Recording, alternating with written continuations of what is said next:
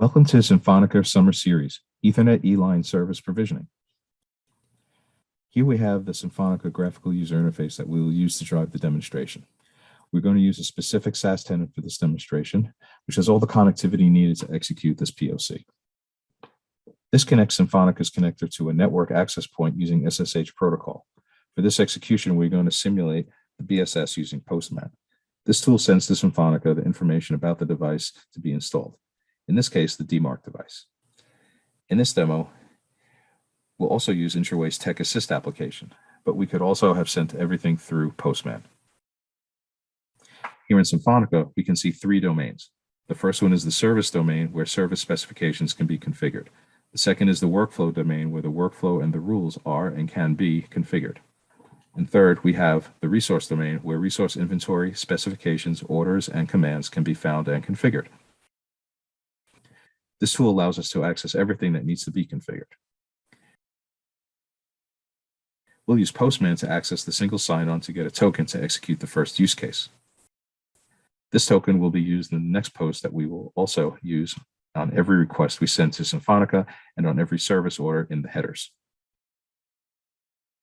We'll execute the access and DIA service order, one service order that will have two service order items, one for the access and one for the service. Here you can see the empty customer's resource inventory. Click on Send.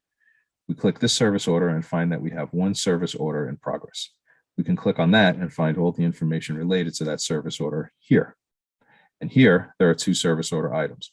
One is the access that keeps information in Symphonica's inventory. The second one is the service configuration.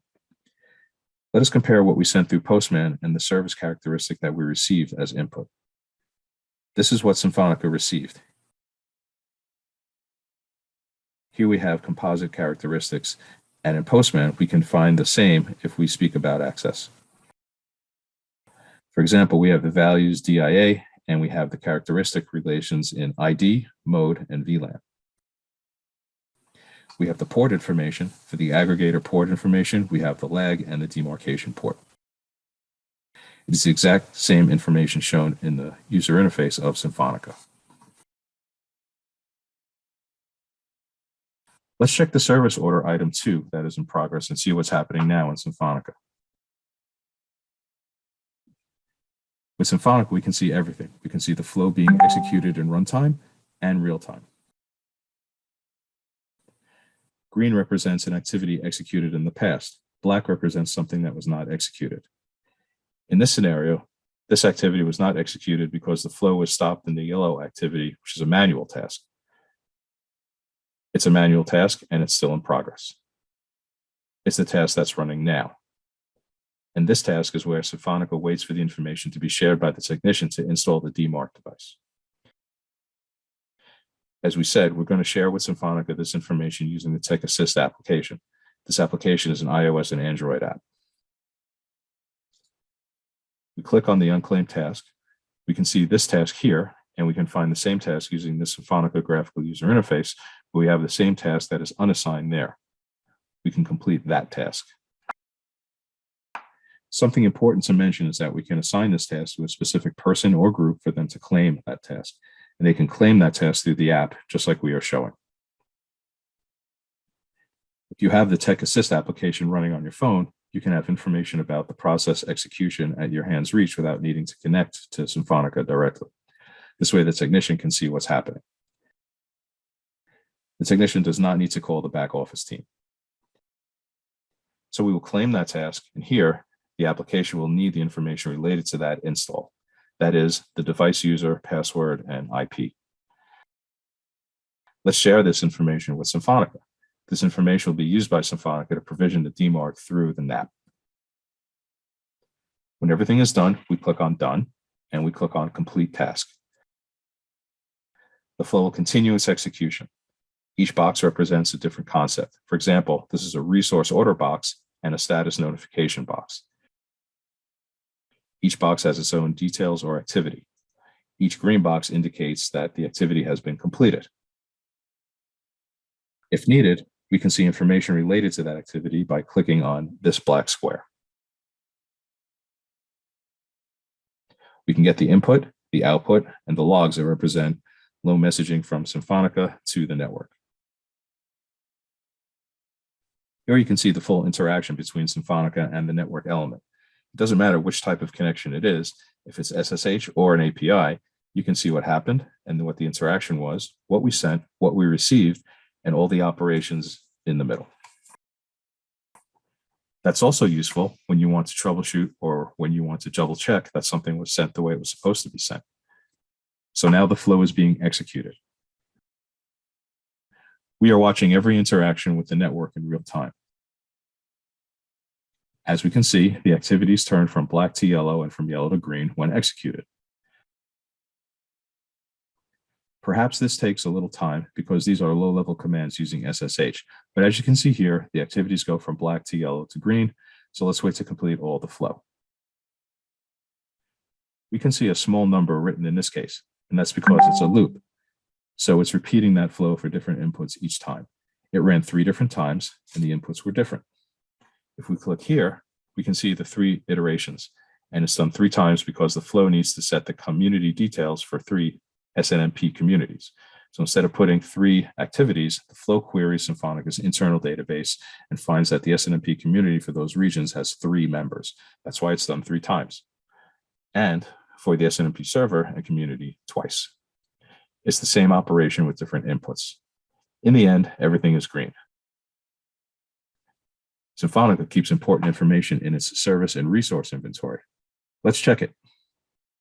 Remember, at the beginning of this demo, the customer's resource inventory was empty, and now it's full of the information received from the TMF 641 service order that came from the north, in this case, Postman, and the information that was queried to the network.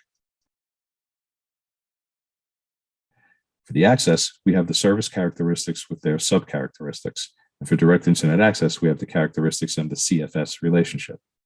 Because this CFS depends on the access CFS. In this way, you can relate CFSs in the same way that you relate RFSs to that CFS and the resource represented here by the DMARC device that has these characteristics with the IP and password. We also have the aggregator port, and keep in mind this architecture that we are securing this configuration and this configuration. Everything that we built in the scenario was done through Symphonica and configurations. No code was written. We just configured the operations that we needed to send to the network. We configured the network element that we needed to reach, and everything was done against the network. We saved all the information that we received in the service order and what we received from the network into Symfonica's inventory, but no code was written. With Tech Assist, you can also search for a customer. So for example, if you're a field technician, you can see the service that this customer has and its characteristics. This is another advantage of Symphonica. Thanks to the Tech Assist app, you don't need to call the back office to get information about Symfonica's inventory. So you can use Tech Assist to zero-touch install and get information about Symfonica's inventory related to a customer. So we executed the first use case using the 641 formatted payload sent by Postman, simulating the BSS. Let's execute the second use case using the graphical user interface to demonstrate that you can send service orders using Symphonica or Postman using a curl or the Symphonica web. Let's execute a suspend service order. We're going to suspend this DIA Internet Access Service. This is the service. Click on that and save.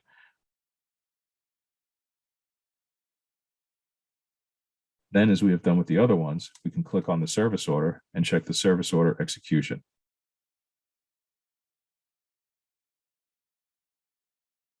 It's now completed. We have issued a suspend order. We have issued a suspend service order over this service that is related to this customer. As you can see, the service has been suspended and is inactive in the inventory. Again, what we have done in the network is reflected and saved in Symfonica's inventory. We're going to execute the resume action on the direct internet access service for this service. Click on add, click on save. As you can see, it's all related to point and click. I'm not writing anything there. Now the resume is completed.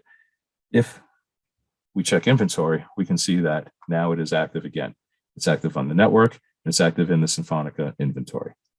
For the last use case, we can execute a terminate service order on this action. Keep in mind that when we activate the service, we keep or store all the information in Symfonica's inventory. Now we are terminating the service. Click Save. We can click and see what is happening there. The service order is completed, and here are the resources that delete everything in the network. And here is the action that deletes the service in Symphonica inventory. We click on that. We go back and we see that the terminate service order is completed and there's no service in the inventory. With this, we complete the full life cycle of the Ethernet demarc device and aggregation port for the metro area network use case. Thank you very much for watching our demonstration. If you have any questions, please feel free to contact us at www.intraway.com.